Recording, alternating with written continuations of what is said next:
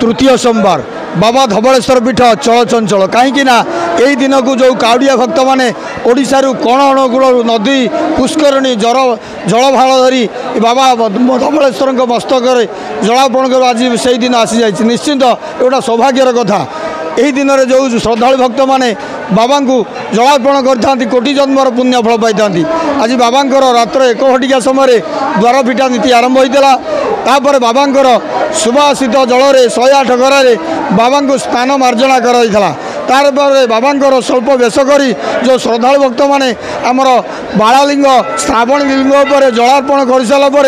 मंदिर भीतर को जाई बाबा धवलेश्वर महाप्रभु को दर्शन करते आज बाबा स्वतंत्र बेश कर फल फूल काजू एवं खजूरी मिश्रित बेशरे बड़ सिंहार बेशरे महाकाल बेशरे समग्र भारत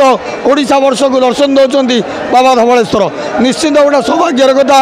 यही दिन में बाबा मस्तक जलार्पण करते कोटि जन्मर पुण्य पाई था बाबा धवलेश्वर महाप्रभु होती डाकिले ओ कला ठाकुर कला अंडीरा बाचर धड़ा होकर नामकरण धवलेश्वर निश्चित बाबा को दर्शन करूँ बाबा शुभाशीर्वाद ग्रहण करूँ जय धवलेश्वर।